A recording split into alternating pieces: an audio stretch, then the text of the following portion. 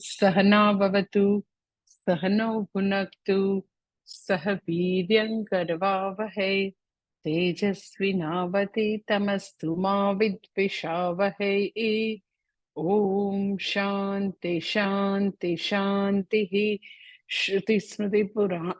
पुराणानाम् आलयं करुणालयम् नमामि भगवत्पादं शङ्करं लोकशङ्करम् शङ्करं शङ्कराचार्यं केशवं पादरायणम् सूत्रभाष्यकृतौ वन्दे भगवन्तौ पुनः पुनः।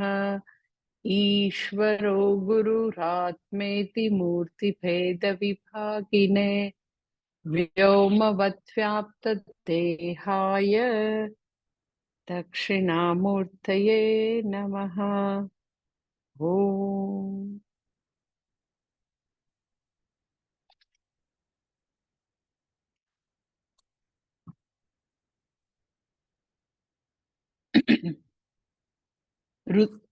રુદ્રમનો છઠ્ઠો અનુવાક શરૂ કરવાનો છે.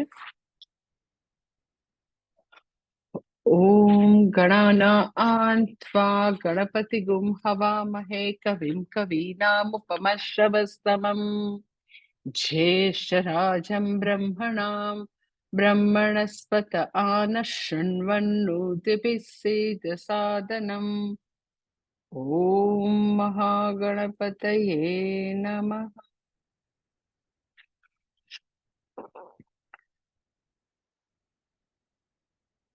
છઠ્ઠો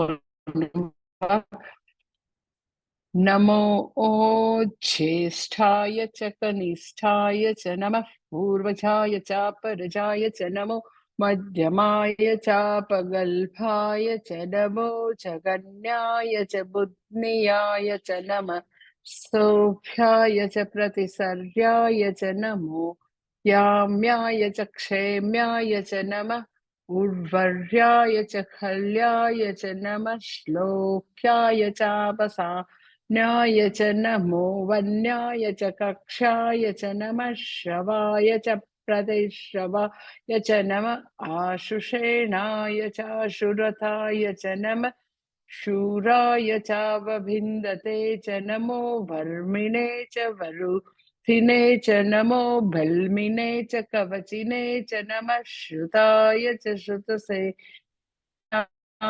ચ.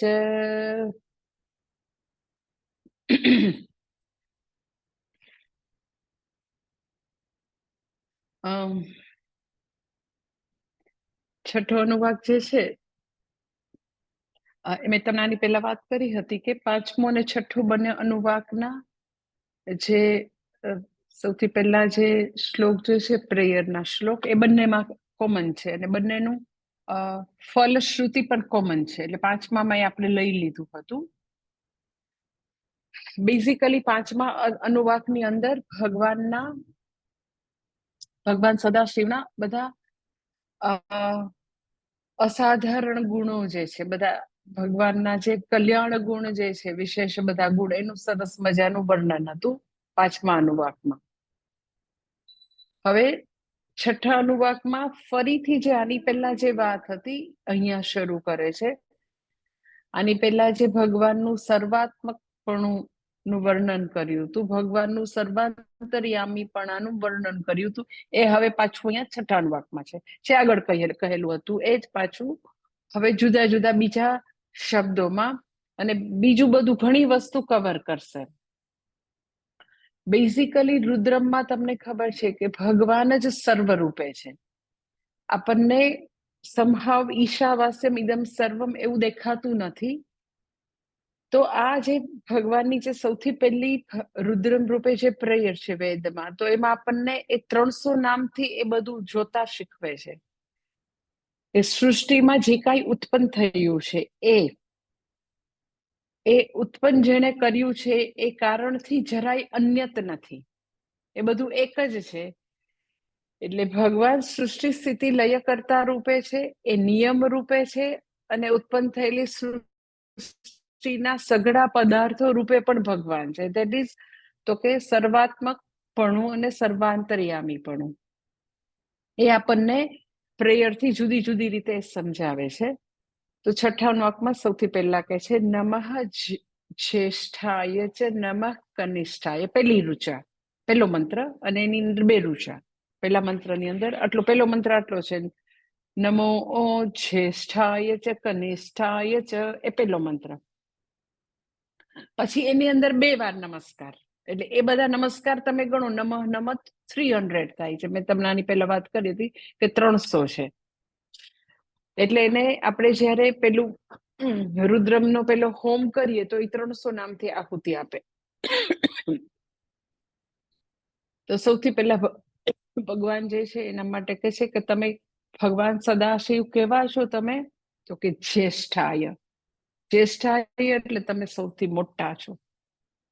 તો પછી આપણને એમ થાય તો પછી તમે સૌથી મોટા છો તો પછી નાના નાનાનું શું? ઘણા તમે જોયું હશે, મેં અમુક ફેમિલીમાં જોયું છે કે જે નાના હોય ને એમ કે 2 કે 3 બાળકો હોય. પેલાના જમાનામાં વધારે, અત્યારે મેક્સ 2.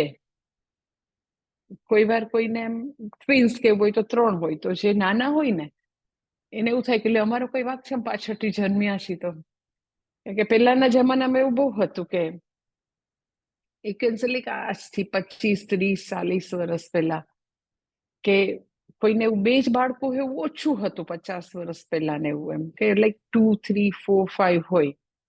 અને ઇન્વેરિયેબલ એવું હોય કે નાના એ મોટાનું માનવાનું. પછી મોટાને કઈ ખબર પડતી હોય કે ન પડતી હોય તો બી એમ કે એનું માનવાનું એમ. તો ત્યારે નાના હોય ને હંમેશા એવું થયું કે અમારો વાંક છે, અમે પાછળથી જન્મ્યા, અને ક્યારે જન્મવું એ અમારા હાથમાં થોડી ના છે એમ. એટલે બધાને બહુ દુઃખ થાય એમ, જે આવી રીતે મોટાને જે બધા પ્રિવિલેજ મળતા હોય ને. તો એમ કે ભગવાન જે છે તમે સૌથી મોટા છો, તો હવે સૌથી નાના કોણ છે? તો પછી એ જ મંત્રમાં તરત જ બીજી ઋચા છે, નમઃ કનિષ્ઠાય છે. એટલે તમે સૌથી મોટા બી છો અને તમે સૌથી નાના રૂપે બી તમે જ છો, બંને તમે જ છો. હવે આપણને એવું થાય કે મોટાપણું જે છે, તમે સૌથી મોટા છો એટલે જસ્ટ વયથી મોટા, ઉંમરથી મોટા એવી કઈ વાત કરે છે? તો કે એવું મોટા એટલે હિન્દીમાં મોટા પણ અહીં વાત નથી કરતા, આપણે ગુજરાતીમાં જે મોટા કરીએ એલ્ડરલી કહીએ, તો વ્યક્તિ જે છે મોટી છે, જ્યેષ્ઠ છે, એવું 3 દ્રષ્ટિથી વર્ણવવામાં આવતું હોય. 3 દ્રષ્ટિથી. પહેલું તો કે વયથી મોટા, બીજું તો કે વિદ્યાથી મોટા, અને ત્રીજું આશ્રમથી મોટા. આવું 3 જ્યેષ્ઠપણું જે છે, મોટા હોય વ્યક્તિ, એ 3 દ્રષ્ટિથી વર્ણવવામાં આવે જનરલી. ભલે આપણને એવું થાય કે ખાલી એમ કે કે ઉંમરમાં મોટા છે, વયથી ઈ જ મોટા છે, એવું નથી. વય, વિદ્યા અને આશ્રમ, 3 વસ્તુથી વ્યક્તિ જ્યેષ્ઠ છે એવું નક્કી થાય. તો ભગવાનને કહે છે કે ભગવાન સદાશિવ તમે સૌથી મોટા છો. એવા રૂપે, સૌથી મોટા રૂપે જે ભગવાન જે છે એને મારા નમસ્કાર. તો સૌથી પહેલું કે ભગવાન જે છે એ આશ્રમથી આપણે મોટાપણું જોઈએ. આશ્રમથી મોટાપણું એટલે શું? તો કે આપણા સનાતન ધર્મમાં આપણું મનુષ્યનું જીવન જે છે એને 4 આશ્રમમાં વિભાજિત કરેલ છે. બ્રહ્મચર્ય, ગૃહસ્થાશ્રમ, વાનપ્રસ્થ અને સંન્યાસ આશ્રમ. આ 4 આશ્રમ છે. આશ્રમનો નિયમ એવો છે કે જનરલી એવું છે કે વ્યક્તિ બ્રહ્મચર્ય પછી ગૃહસ્થ, ગૃહસ્થ પછી વાનપ્રસ્થ, પછી સંન્યાસ, એવું આમ જનરલ નિયમ. પણ પાછું એમાં એક્સેપ્શનલ કેસ હોય. તમને ખબર છે કે લાઈક અમે લોકો, અમારી લાઈફ છે તો બ્રહ્મચર્ય પહેલો આશ્રમ, પછી 2 આશ્રમને બાયપાસ કરી સીધું શું લઈ લીધું? તો કે સંન્યાસ આશ્રમ સીધો. હવે આમ જનરલ લોકો શું હોય તો કે પેલા બ્રહ્મચારી એટલે વિદ્યા પ્રાપ્ત કરતા હોય. પછી આશ્રમનું વિભાગીકરણ કેવી રીતે છે? તો કે વિદ્યા પ્રાપ્ત કર્યા પછી લગભગ એમ કે વ્યક્તિ વિશારદ થાય, ગ્રેજ્યુએટ થાય, ડબલ ગ્રેજ્યુએટ થાય, 25-26 વર્ષની થાય, પછી ગૃહસ્થાશ્રમમાં પ્રવેશે. અને આપણા સનાતન ધર્મમાં એવો એકદમ જ નિયમ છે કે કોઈ વ્યક્તિએ આશ્રમ વિના નહીં રહેવાનું. આઈધર તમે બ્રહ્મચર્ય આશ્રમમાં છો, ઓર ગૃહસ્થમાં છો, ઓર વાનપ્રસ્થી છો, ઓર સંન્યાસી છો. અને ઉંમર પ્રમાણે મીન્સ કે એવી રીતે 100 વર્ષના આયુષ્યમાં એવી રીતે વિભાજિત કરેલું હતું કે પહેલા 25 વર્ષ જે છે એ બ્રહ્મચર્ય, પછી 50 સુધી ગૃહસ્થ, પછી 50 પછી વાનપ્રસ્થ, અને પછીથી વાનપ્રસ્થ પછી સંન્યાસ. એટલે બધા લોકો એમ કે એ આશ્રમ નિયમનું ચુસ્તપણે પાલન કરતા હતા, વર્ણાશ્રમનું. કે વ્યક્તિ 50 થાય પછી ગૃહસ્થાશ્રમની બધી જ ઝંઝાળમાંથી મુક્ત થઈને વાનપ્રસ્થનું જીવન જીવે, સંન્યાસ જેવું. કારણ કે એના પછીનો આશ્રમ સંન્યાસ છે. એ બધું હતું જ એવી રીતે નિયમબદ્ધ. પછી કોઈએ વિધાઉટ આશ્રમ નહીં રહેવાનું એવો પણ નિયમ હતો કે વ્યક્તિ એમ કે 25 વર્ષે બ્રહ્મચર્ય પૂરું થઈ જાય તો એમ કે મારે લગ્ન નથી કરવા તો 30, 35, 40, 45 સુધી એમને રખડ્યા કરે. તો એવું આપણું એવું પ્રોવિઝન નહોતું કે કોઈ વ્યક્તિએ આશ્રમ વિના રહેવાય. અને બીજો આશ્રમનો નિયમ એવો હતો કે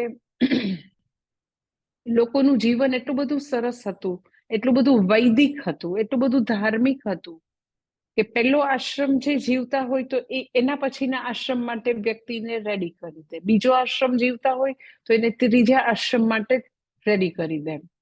કે સપોઝ વ્યક્તિ ગૃહસ્થાશ્રમમાં છે તો એને 25 થી 50 વર્ષનો ગૃહસ્થાશ્રમ એટલો બધો સુંદર રીતે, એટલે એકદમ કર્તવ્યનિષ્ઠ બનીને ધાર્મિક રીતે અને ખૂબ જ જે નીતિ નિયમો પાળવાના હોય એઝ એ ગૃહસ્થી એ પાળ્યા હોય એને, તો એવી રીતે જીવન જીવ્યા હોય તો વ્યક્તિ એના પછીના આશ્રમ માટે ફિઝિકલી, મેન્ટલી, ઇમોશનલી રેડી હોય. શેના માટે? તો કે બધું છોડવા માટે, બધી જે ઇમોશનલ ડિપેન્ડન્સી છોડવા માટે. પછી બધું જે કાંઈ એવું કમ્ફર્ટ ઝોન છે, વોટ એવર જે કાંઈ છે એની આજુબાજુ, એ બધું છોડી શકે. એનું બધા આપણી પાસે જ્વલંત ઉદાહરણ એ છે કે એ રાજાઓ હતા, એમ કે લાઈક સિમ્પલ દશરથ રાજાનું બી તમે રામાયણમાં છો તો એમ કે એને એવું થાય કે ના, હવે મારી ઉંમર થઈ ગઈ છે અને મારે હવે વનમાં જવાનો સમય છે. ભરત રાજા હોય તો એવું વર્ણન આવે. તો આપણને એવું થાય કે જે લોકો ખૂબ જ જે રાજપાટમાં જીવતા હોય, ઐશ્વર્યમાં જીવતા હોય, એ લોકોને કેવી રીતે એવો વૈરાગ્ય આવતો હશે કે બધું છોડી છાડીને એ વનમાં જતા રહે. તો એવું સુંદર આખી વ્યવસ્થા હતી, વર્ણાશ્રમ વ્યવસ્થા, કે વ્યક્તિ એવી જ રીતે નીતિ નિયમ પૂર્વક જીવતું હોય ગૃહસ્થી તરીકે પણ. કે ગૃહસ્થીને બી એવું નથી, સંન્યાસીને જેમ નિયમો હોય તો ગૃહસ્થીને નિયમો છે કે બેફામ રીતે ભોગ ન ભોગવી શકે. બહુ બધા નિયમો છે એ લોકોના, ખાવા પીવાના બધા પ્રકારના એને બી નિયમો છે. બ્રહ્મચારીના બી નિયમો છે. જનોઈ આપે તો તમને ખબર હશે કે એ લોકોના નિયમો હોય. એનીવે 4 આશ્રમ જે છે, તો આશ્રમથી પણ વ્યક્તિ યુ કેન સે મોટી કહેવાય, એક જ્યેષ્ઠ કહેવાય. કઈ રીતે?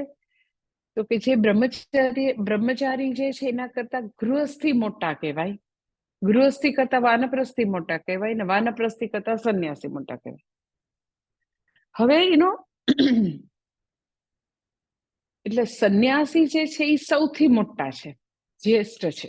એટલે ઘણા લોકોને હું આટલું બધું આ વસ્તુમાં વર્ણન એટલે કરું છું કે ઘણા લોકોને એવો બહુ સવાલ થાય કે ધારો કે સંન્યાસી જે છે એ 25 વર્ષના છે, 30 વર્ષના છે, પછી જે એને પગે લાગવા વાળી વ્યક્તિ છે એ 80 વર્ષના છે. તો આપણા મગજમાં મોટાપણું કેવી રીતે છે? તો કે ખાલી વયનું જ છે, ઉંમરનું જ છે. પણ મોટાપણું જે છે એ સૌથી પહેલું મોટાપણું એ છે કે વ્યક્તિ આશ્રમની દ્રષ્ટિએ મોટી છે. એટલે જો એ વ્યક્તિ સંન્યાસી છે તો એ ખાલી ભલે ને 20 વર્ષની છે, 25 વર્ષની જ છે. બાકીના આશ્રમ વાળા બ્રહ્મચર્ય, ગૃહસ્થ અને વાનપ્રસ્થ વાળા જે છે, બ્રહ્મચારી 20 વર્ષનો છે, ગૃહસ્થી છે એ 50 વર્ષના છે, એનું બસ ગૃહસ્થ વર્ષ પૂરું થવામાં છે, અને વાનપ્રસ્થી 75 યર્સના છે. તો એ ત્રણેય વ્યક્તિ, સંન્યાસી ખાલી 25 વર્ષની છે તો એને 20 વર્ષની છે તો એને પગે લાગશે, એને રિસ્પેક્ટ આપશે. શા માટે? તો કે એ ચતુર્થ આશ્રમ છે, એ અંતિમ આશ્રમ છે, છેલ્લો આશ્રમ છે. તો એ જો વ્યક્તિ સંન્યાસ સુધી પહોંચી ગઈ છે તો એ સૌથી જ્યેષ્ઠ છે. એટલે મને બી પેલા એવો આમ વિચાર આવતો કે જે વ્યક્તિ આમ 20 કે 25 વર્ષ સંન્યાસી હોય તો એને એના પેરેન્ટ્સ, તો એ તો બિચારા 50, 60, 70 વર્ષના હોય તો એને પગે લાગે એના મા બાપ. તો આવું કેવી રીતે? તો એ આશ્રમથી જે મોટા છે એ સૌથી મોટા છે, જેને અત્યારે જ આ મનુષ્ય જન્મમાં ચતુર્થ આશ્રમ ગ્રહણ કરી લીધો છે. અવડા નાનકડા છે તો બી એને આપણે ઘણા બહુ એકદમ, એનો અત્યારે તો નથી પણ પેલાના વખતમાં એવું હતું કે પેલા બીજા ધોરણમાં છોકરું હોય ને બહુ હોશિયાર હોય ને તો સીધું ત્રીજા ચોથામાં નાખી દે. પેલા એવું કરતા, હવે તો એવું કરી, હવે બધાને એવી સમજ આવી ગઈ છે કે એવું ન કરાય. એટલે એવું કરવાથી એ બિચારાને એટલો ગેરફાયદો થાય કે એ આખા ફોર્થમાં બેસાડી દે તો આખા ક્લાસમાં એ બિચારો સૌથી નાનો હોય. પછી અમુક જે વસ્તુઓ જે છે એ ડેવલપમેન્ટ પછી જ થતું હોય તો બી નાખી દે, કારણ કે ભણવામાં હોશિયાર છે એટલે 2 ધોરણ ચડાવી દે. એટલે સંન્યાસ આશ્રમ જે છે એને શું કહ્યું તો કે બ્રહ્મચર્ય આશ્રમથી ગૃહસ્થ અને વાનપ્રસ્થની જે છે એનો ધોરણ એને કુદાવીને સીધું બાયપાસ કરીને સીધી વ્યક્તિ સંન્યાસમાં જતી રહી. આપણે એમ થાય એવું કેવી રીતે થઈ ગયું, સીધા સંન્યાસમાં કેવી રીતે જતા રહ્યા છે? તો બરાબર છે કે એ પૂર્વ જન્મના એવા યોગભ્રષ્ટ આત્મા હોય. તમે એમ કહો કે 20 વર્ષે 25 વર્ષે અમે લોકો ઘર છોડીને જતા રહ્યા હોય ને ગૃહસ્થ વાનપ્રસ્થની જરૂર જ ન હોય, સીધા સંન્યાસ લઈ લીધો હોય, તો શું રીઝન છે?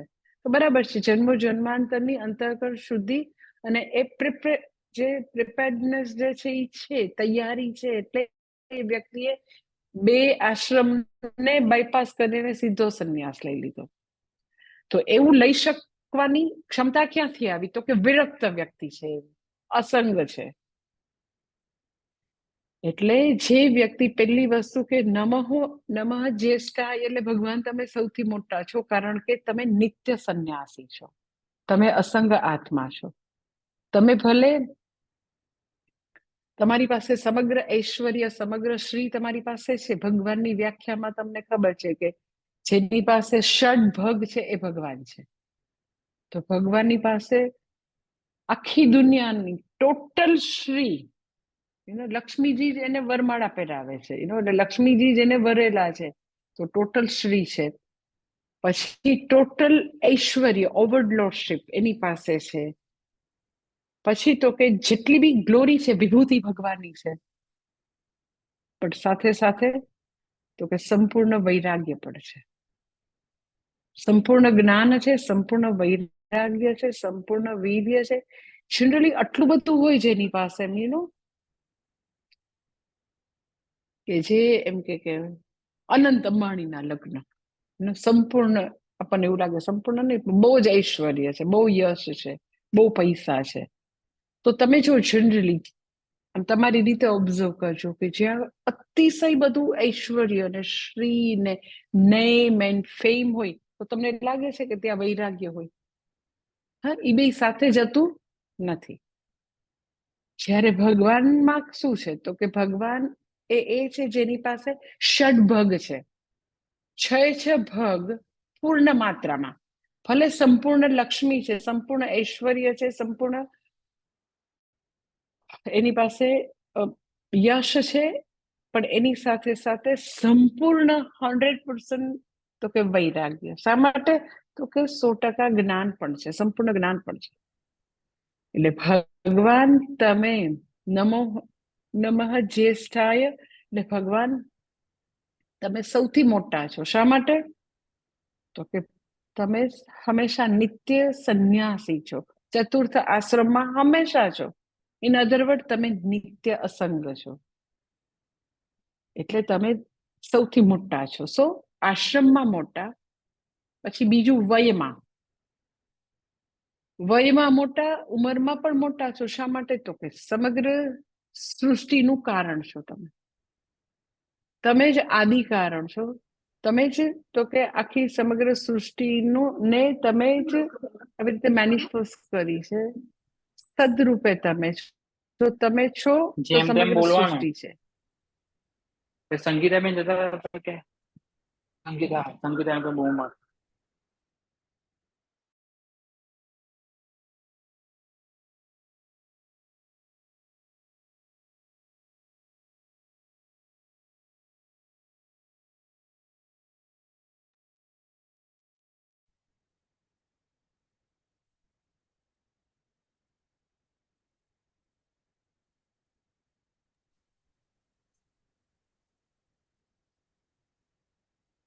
માતાજી તમારું અનમ્યુટ કરવું પડશે. કરી દીધું.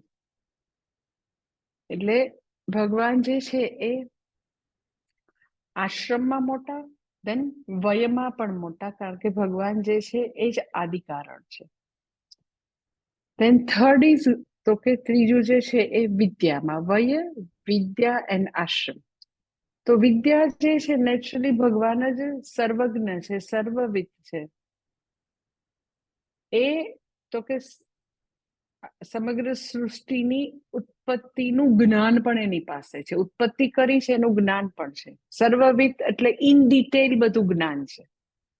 તો ભગવાન જ સર્વજ્ઞ રૂપે છે. માટે તો કે તમે જ્ઞાનથી પણ મોટા, વયથી પણ મોટા, આશ્રમથી પણ મોટા, માટે નમઃ શ્રેષ્ઠાય.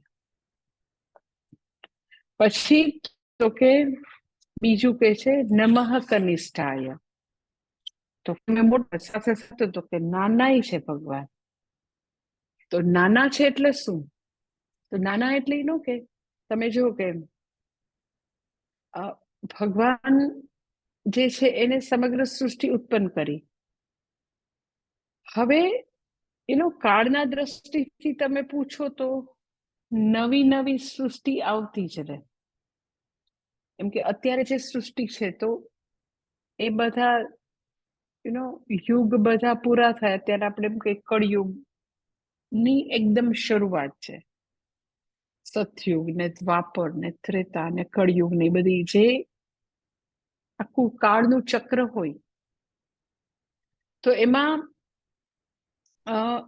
જ્યારે પાછી અત્યારે જે સૃષ્ટિ છે અત્યારે આપણે જોઈ રહ્યા છીએ, આપણે જેમાં જીવી રહ્યા છીએ, એનો જ્યારે સમય પૂરો થશે તો એ સૃષ્ટિ જે છે એ પાછી તો કે અનમેનિફેસ્ટ આવી રીતે અવ્યક્ત અવસ્થામાં જશે. ઓકે, પછી પાછી નવી સૃષ્ટિ આવશે. એટલે નવી નવી સૃષ્ટિ આવતી રહેતી હોય. ભગવાન છે એ મૂળ કારણ છે. તો હવે નવી નવી સૃષ્ટિ જે આવે છે, નવી નવી જે શોધખોળ થાય, નવી સૃષ્ટિ, નવી નવી વસ્તુઓ આવે, તો પછી એ શું છે બધું નવું નવું આવે? તો કે એ રૂપે પણ ભગવાન જ છે. એ બધું નવું નવું આવે, આપણે કાળની દ્રષ્ટિથી બધું નાનું કહી શકો, કનિષ્ઠ. ભગવાન જ્યેષ્ઠ છે, પણ પછીથી નવું નવું આવે તો શું ભગવાનને કઈ ખબર નથી શું આવી ગયું? તો કે ના ના, એ બધું નવું આવશે, નવી સૃષ્ટિ આવતી રહેશે, નવી ઉત્પત્તિ થતી રહેશે. એ બી ભગવાનથી જરાય અન્યત નથી, ભગવાનની જાણમાં જ છે બધું. એમ કે કનિષ્ઠાય એટલે જે નાનું જે છે, હવે પછી નાનું કઈ રીતે? તો કે જે પછી આવે એને આપણે નાનું કહીએ, પહેલા જન્મ્યા એને મોટા કહીએ. તો પછી આવ્યું છે એની જાણમાં છે? તો કે હા, એના જ નિયમો છે. એના નિયમોથી જ બધું આવી રહ્યું છે. નવી નવી સૃષ્ટિ, નવી નવી ઉત્પત્તિ, નવી નવી શોધખોળ, એ બધું પોટેન્શિયલ રૂપે છે. દરેક નવો સોફ્ટવેર જે છે એ પોટેન્શિયલ રૂપે છે પૃથ્વીમાં, છે સૃષ્ટિમાં. ભગવાને આપેલું છે કે આવી આવી રીતે એને આમ એક્સપ્લોર આવી રીતે કરવામાં આવે, આવી શોધખોળ કરવામાં આવે, તો હવે આવા પ્રકારના કોમ્બિનેશનથી આવું થશે. તો એવી રીતે પોટેન્શિયલ રૂપે ભગવાને સર્જેલું છે. વ્યક્તિ પછી એ ડિસ્કવર કરે.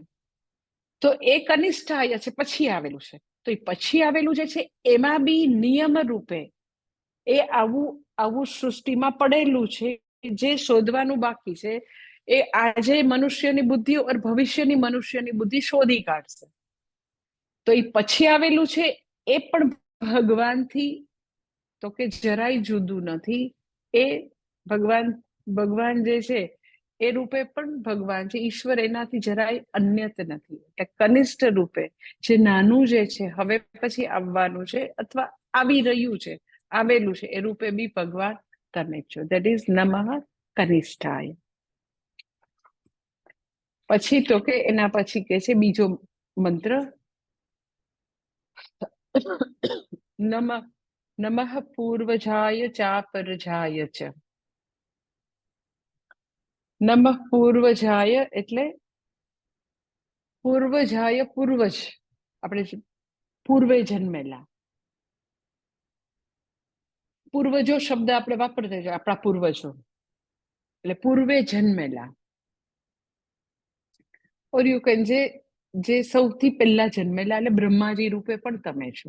સૌ પ્રથમ જન્મ, પૂર્વે સૌથી પહેલા જન્મ, દેટ ઇઝ પૂર્વજાય. એટલે બ્રહ્માજી રૂપે પણ તમે જ છો એવા ભગવાન સદાશિવ, તમને મારા નમસ્કાર. પછી કે છે નમઃ અપરજાય. અપરજાય એટલે પછીથી જન્મેલા. તો જે પાછળથી જન્મેલા છે એ બધા રૂપે પણ ભગવાન સદાશિવ તમે છો, તમને મારા નમસ્કાર. પેલું કે છે નમઃ પૂર્વજાય એટલે જે પહેલા જન્મેલ છે, જે મૂળ કારણ, જે બ્રહ્માજી રૂપે છે, જે હિરણ્યગર્ભ રૂપે છે, એવા ભગવાન તમને મારા નમસ્કાર. અને બીજું કહે છે નમઃ અપરજાય એટલે આખી સૃષ્ટિની શરૂઆત એવી રીતે થયેલી છે કે ભગવાને બ્રહ્માજીની ઉત્પત્તિ કરી. એટલે બ્રહ્માજી પ્રથમ જ છે, પૂર્વજ છે. આપણે આપણા પૂર્વજ કહીએ પણ ઇમિડિયેટ પૂર્વજ કે આપણા દાદાજી, એના બી ફાધર, એના બી ફાધર, એ બી પૂર્વજ છે. પણ સૌથી પહેલા પૂર્વજ, સૌથી પહેલા ભગવાને કોને જન્મ આપ્યો? તો કે હિરણ્યગર્ભ ઓર એને તમે બ્રહ્માજી, બેમાંથી જે કેવું હોય કહી શકાય. તો બ્રહ્માજી રૂપે રહેલા ભગવાન, તમે બ્રહ્માજી રૂપે જ તમે ભગવાન છો, એને મારા નમસ્કાર. પછી સૃષ્ટિનો ક્રમ કેવો છે? તો કે બ્રહ્માજીએ સૌથી પહેલા પંચમહાભૂતની ઉત્પત્તિ કરી. કે સૌથી પહેલા આકાશની ઉપર, આકાશાદ વાયો વાયો અગ્નિ, અગ્નેરાપઃ. પછી અદ્ય પૃથ્વી, પૃથ્વ્યામ ઔષધયઃ, ઔષધિભ્યોન્નમ, જે તૈત્તરીયમાં આખો ક્રમ છે. તો અપરજાય એટલે પછી જન્મેલું કોણ છે? તો કે આ બધા આકાશાદી પંચમહાભૂત પછી જન્મેલું. તો આપણને એવું થાય ઓકે, આકાશાદી પંચમહાભૂત છે એ ભગવાનથી ઇન્ડિપેન્ડન્ટ છે? તો કે ના, એ બી અભિન્ન છે. ભગવાન તો કે પછી પંચમહાભૂત રૂપે આવ્યા. એટલે આખી સૃષ્ટિનો ક્રમ એનો ઓલ ધ વે ભગવાન છે. આપણે એમ કહીએ કે એક સુવર્ણના બહુ બધા બિસ્કિટ હતા, બિસ્કિટમાંથી તો કે પછી આવી રીતે એ લોકોએ રોડ બનાવ્યો, પછી રોડમાંથી તો કે તાર બનાવ્યા, તાર બનાવ્યા પછી તો કે આવી રીતે ગૂંથ્યા, પછી તો કે એની આવી ચેઇન બનાવી, એની આવી માળા બનાવી. તો બધા જ સ્ટેજે શું છે? તો કે અંતે તો હેમનું હેમ હોય. એટલે ભગવાને બ્રહ્માજીની ઉત્પત્તિ કરી, બ્રહ્માજીમાંથી બધા યુ કેન સે પંચમહાભૂત આવ્યા, પંચમહાભૂતમાંથી બધા જીવો આવ્યા. તો પણ ઈચ એન્ડ એવરી સ્ટેજમાં શું છે? તો કે ભગવાન અનુસ્યુત છે, ભગવાન જ બધા રૂપે છે. એમ કે બધા જ સ્ટેજે ભલે તમે એને એમ કહો કે આ તો બંગડી બની, આ તો ચેઇન બની, આ તો વીગ બની, પણ બધે જ સુવર્ણ જે છે અનુસ્યુત છે. સુવર્ણ ઇનવેરિયેબલ છે, સુવર્ણ બધે જ છે. એટલે કે છે કે તમે ભગવાન પૂર્વજાય રૂપે પણ તમે છો, એટલે બ્રહ્માજી રૂપે બી તમે, પંચમહાભૂત રૂપે પણ ભગવાન તમે, સદાશિવ તમે જ છો, એને મારા નમસ્કાર. પછી ત્રીજા મંત્રમાં કે છે નમો મધ્યમાય ચાપગલ્ભાય ચ. કે છે નમઃ મધ્યમાય એટલે જે મધ્યમાં છે એને મારા નમસ્કાર, જે મધ્યમાં છે. નમઃ અપગલ્ભાય, અપગલ્ભાય એટલે છે ઇન્ફન્ટ, બાળક રૂપે છે, એકદમ નાનકડું, આમ એકદમ જ સાવ નાનકડું, જન્મ્યા પછી સાવ નાનકડું બાળક હોય ને, ઇન્ફન્ટ રૂપે, એવા બાળક રૂપે પણ તમે છો. એવા ભગવાન સદાશિવ તમને નમસ્કાર. જે મધ્યમાં છે અર્થાત જે સ્થિતિ સ્વરૂપે છે એ ભગવાનને નમસ્કાર. અપગલભાઈ એટલે છે એકદમ શિશુ ઇન્ફન્ટ બાળક રૂપે છે એવા ભગવાન તમને મારા નમસ્કાર. મધ્યમાય એટલે તમે એવું થાય કે મધ્યમાય એટલે તમે સ્થિતિ શબ્દ કેવી રીતે લઈ લીધો? મધ્ય એટલે સ્થિતિ. તો સૃષ્ટિ સ્થિતિ લય. તો સ્થિતિ છે એ મધ્યમાં છે. સૌથી પહેલી સૃષ્ટિ છે એટલે સર્જન, પછીનું છેલ્લું સ્ટેજ લય છે, વચ્ચે શું છે મધ્યમાં? તો કે સ્થિતિ છે. એટલે ભગવાન સૃષ્ટિ રૂપે બી ભગવાન, લય કરતા બી ભગવાન, તો સ્થિતિ રૂપે કોણ? જે સમગ્ર સૃષ્ટિની સ્થિતિ જે ટકાવે છે એ રૂપે, તો કે એ રૂપે બી ભગવાન. બ્રહ્મા રૂપે બી ભગવાન, વિષ્ણુ રૂપે બી એ જ ભગવાન સદાશિવ, અને લય કરતા રૂપે રુદ્ર રૂપે પણ ભગવાન સદાશિવ તમે જ છો. એટલે કે છે નમઃ મધ્યમાય. એટલે મધ્ય અર્થાત આવી રીતે સ્થિતિ કરતા રૂપે ભગવાન જે છે એ સમગ્ર સૃષ્ટિની એક આપણને હંમેશા જે સર્જન થયેલું છે ને, એ સર્જન થયા પછી આપણને એવું લાગે કે સ્ટેબલ છે. સ્થિતિ એટલે સ્ટેબિલિટી છે એવું લાગે આપણને. તો સ્થિતિ કરતા રૂપે જે ભગવાન જે છે ને એ બહુ એકદમ જ યુ કેન સે અજીબ છે ભગવાન. આપણને ન સમજાય એવા ભગવાન છે. કારણ કે હંમેશા એમાં કંઈક મેજિક કર્યા કરે. એટલે જાદુગર જેવા છે ભગવાન. જે સ્થિતિ કરતા ભગવાન છે ને એની એ ખરેખર એકદમ એવું એનો કંઈક મેજિક પાવર છે. કેવો મેજિક પાવર છે? તો કે આપણને એવું લાગે એનું બધા લેવલે એનો જાદુ શું છે એ તમે જુઓ કે એઝ સચ આપણને એવું લગાડે, આપણને ભાસ કરાવે કે એ બધું સ્થિર રાખે, સ્થિતિ કરે છે.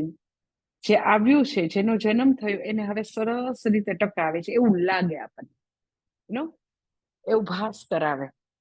પણ પાછું એનો ભાસ કરાવે પણ ખરેખર એવું હોતું નથી. એટલે એક પ્રકારનું સ્થિતિ જે છે it's like you can say illusion, કે ભ્રમણા જેવું છે. એટલે આપણને હંમેશા એવા સરસ મજાના ભ્રમમાં રાખે કે આ બધું એઝ ઇટ ઇઝ રહેશે, એ સ્થિર જ છે, સ્થિતિ તો છે જ એવું લાગે, પણ એવું હોતું નથી.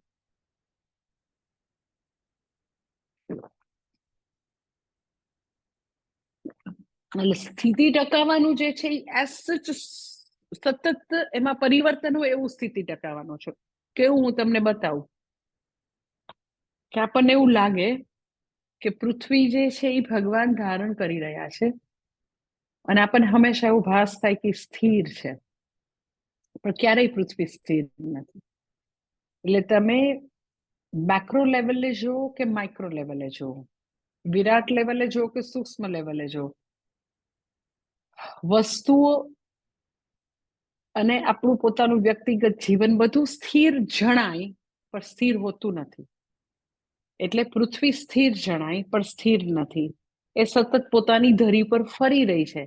પણ એનો ભગવાનની જાદુગરી કે કલાકારીગરી કેવું છે કે આપણને ક્યારે એવું ન થાય કે આપણે એવી જગ્યાએ છે, એવી પૃથ્વી પર છે કે જે સતત ફરી રહી છે, કદી આપણને જણાવવા ન દે.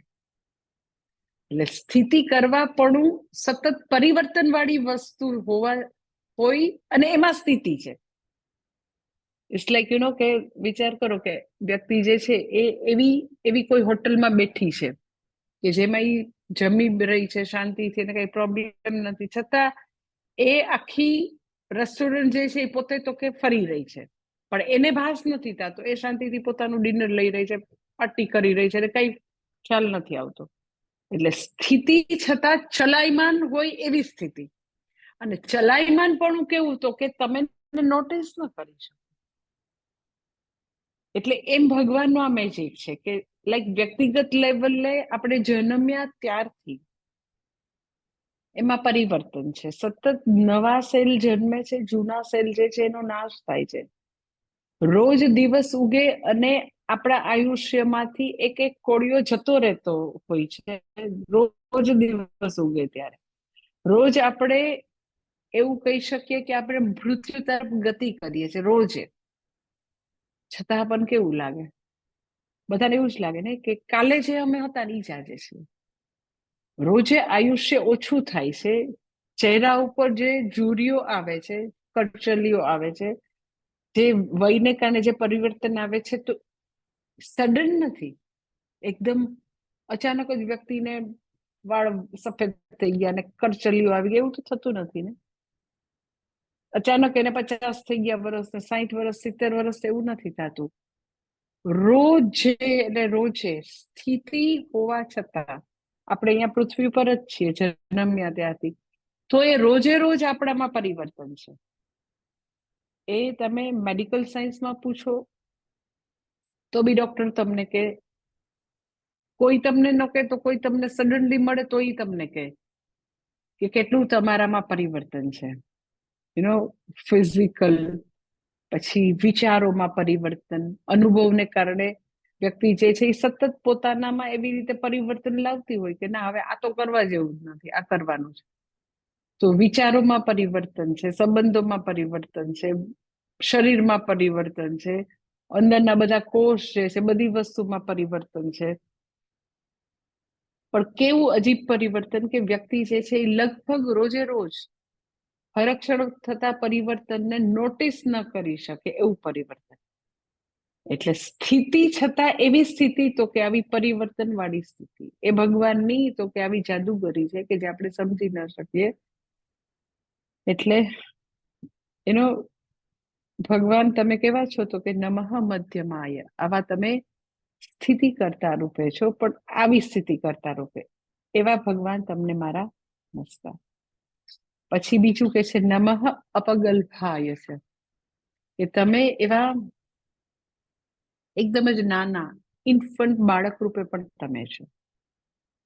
બાળક રૂપે છો એટલે શું તો કે ભગવાન જગત કારણ છે, તો જે હજી પૃથ્વી પર આવેલા છે એવા નાના બાળકો, તો એ રૂપે હજી અભિવ્યક્ત એના બધા અંગો પણ પૂરા અભિવ્યક્ત નથી થયા, પૂર્ણ રીતે નથી થયા. તો એની અંદર તો કે એવું જે બાળક જે છે એ રૂપે પણ તમે છો, એનો શું તો કે એની અંદર બધું વિકાસનું પોટેન્શિયલ છે. એના બધા જ શરીરના અંગો હવે ધીરે ધીરે વિકાસ પામશે. એટલે in other word you can સે કોઝ ઓફ ગ્રોથ, જ્યાં પણ વિકાસ છે તો વિકાસનું કારણ પણ તમે છો. દેટ ઇઝ અપગલ્ભ, કે જ્યાં બી વિકાસ છે તમે જગતના મૂળ કારણ રૂપે તો પણ છો જ છો તમે, પણ જો નાનું બાળક છે એમાં પોટેન્શિયલ રૂપે જે કારણ રૂપે જે વિકાસ જે છે તો તમે એ રૂપે બી તમે જ છો. જ્યાં બી વિકાસ છે હવે પછી વિકાસ થવાનો છે તો એ બધા રૂપે તમે છો. દેટ ઇઝ અપગલ્ભાય ચ નમઃ. ભગવાન તમે આવા નાનકડા શિશુ રૂપે છો કે જેમાં વિકાસની પૂર્ણ શક્યતા છે, એ રૂપે બી તમે છો, એને મારા નમસ્કાર. પછી આગળ કે છે નમઃ, ચોથો મંત્ર, નમઃ જગન્યાય, નમઃ જગન્યાય ચ બુદ્ધિયાય ચ. નમઃ જગન્યાય એટલે જે બધા એનિમલ છે, બધા જે કઈ પશુઓ છે એની રૂપે બી ભગવાન તમે છો, એને મારા નમસ્કાર. એટલે એની ઉત્પત્તિના કારણોના નિયમો રૂપે ભગવાન તમે છો. અને પછી નમઃ બુદ્ધિયાય એટલે વૃક્ષો રૂપે પણ તમે છો એવા ભગવાન સદાશિવ, તમને નમસ્કાર. જગન્ય એટલે એનિમલ જે છે પાછળથી જન્મે, એ આમ એને તિર્યક કે આમ સીધા હોય, અને એનું બાળક છે એ પાછળથી જન્મે. લાઈક ગો માતા હોય તો તમને કહો છો પાછળથી એનું બાળક જન્મે. એટલે જે સસ્તન વર્ગના આવા એનિમલ જેમાં પાછળથી બચ્ચું જન્મે એને જગન્ય કહે. તો એવા બધા એનિમલ રૂપે ભગવાન તમે છો. એનિમલ રૂપે એટલે શું તો કે એ બધા પ્રાણીઓના જન્મનો નિયમ છે, અમુક નિયતિ છે, એવા કર્મો છે, માટે બધા એનિમલ રૂપે આ પૃથ્વી પર આવ્યા. તો એ નિયતિ રૂપે તમે છો, એના જન્મના કારણ નિયમ રૂપે તમે છો. પછી એને ઈ ટકે છે. ઈ લોકો, અમુક લોકો શાકાહારી છે તો એવું ખોરાક ખાઈને ટકે છે, કોઈ માંસાહારી છે તો એ લોકોમાં જેવું પ્રોગ્રામિંગ છે એ ઈશ્વરના નિયમોનું પ્રોગ્રામિંગ છે. એટલે જગન્યાય એટલે એ બધાની ઉત્પત્તિનું કારણ, એ બધાને જે સ્થિતિનું કારણ રૂપે રહેલા ભગવાન સદાશિવ, તમને નમસ્કાર. એટલે પશુને જન્મવાના કારણો રૂપે રહેલા ભગવાનને નમસ્કાર. ધેટ ઇઝ જગન્યાય. એન્ડ બુદ્ધન્યાય એટલે બુદ્ધને મૂલે, એટલે જે મૂળમાંથી ઉત્પન્ન થાય એવા રૂપે પણ ભગવાન તમે જ છો. મૂળમાંથી શું ઉત્પન્ન થાય તો કે વનસ્પતિ, બધા વૃક્ષો. તો અગેન વૃક્ષોને ઉગવાના જે નિયમો છે એ રૂપે પણ ભગવાન તમે છો. એટલે ઘણાને એવું થાય ને કે લાઈક રાજકોટમાં બહુ બધા વૃક્ષો આપણે વાવ્યા હોય તો બધાને એવું થાય ને કે હા માતાજી તમે બહુ સરસ વૃક્ષો વાવો. તો હું વૃક્ષ નથી વાવતી, એનો નિયમ છે એટલે એ વૃક્ષો ઉગે છે. ભગવાન નિયતિ રૂપે છે કે જો આંબાનો ગોટલો વાવ્યો તો એની અંદર એવો સોફ્ટવેર ફિટ કરેલું છે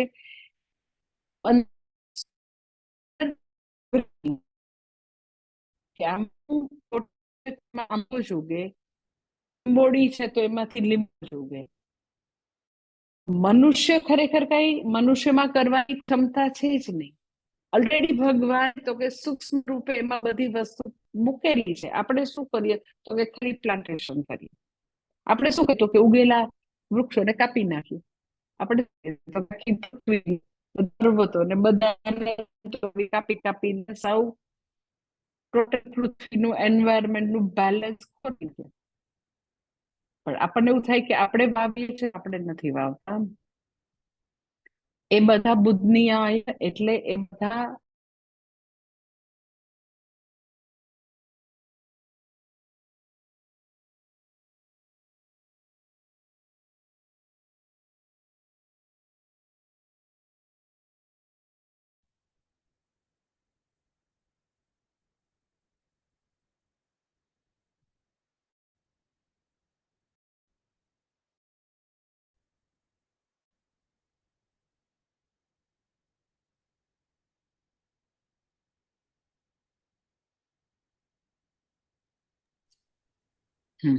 હર્ષિલ માતાજીનો વિડીયો જ હતો.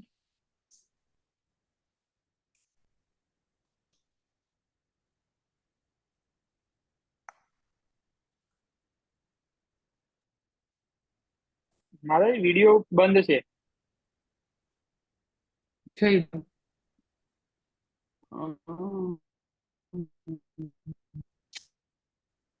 રામ રામ રામ રામ.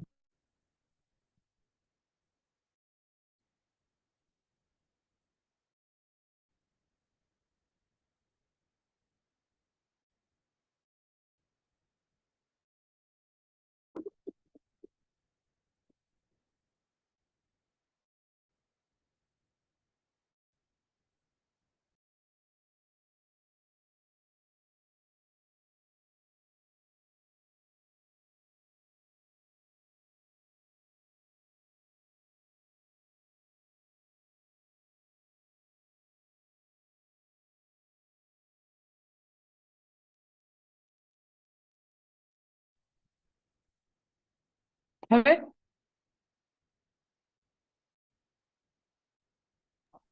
નથી આવતો માતાજી વિડીયો, ઓડિયો આવે છે. એવું આવે છે ના, એવું કે છે કે હોસ્ટ છે એ ચાલુ કરી શકશે એવું આવે.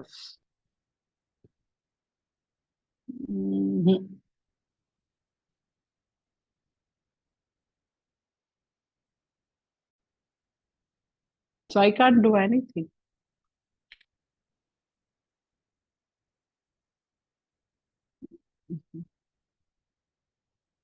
ઓડિયો આવે છે? ઓડિયો આવે છે. ઓકે, તો પ્રેયર કરી લો પેલા. પૂર્ણમદઃ પૂર્ણમિદં પૂર્ણાત પૂર્ણોદચ્યતે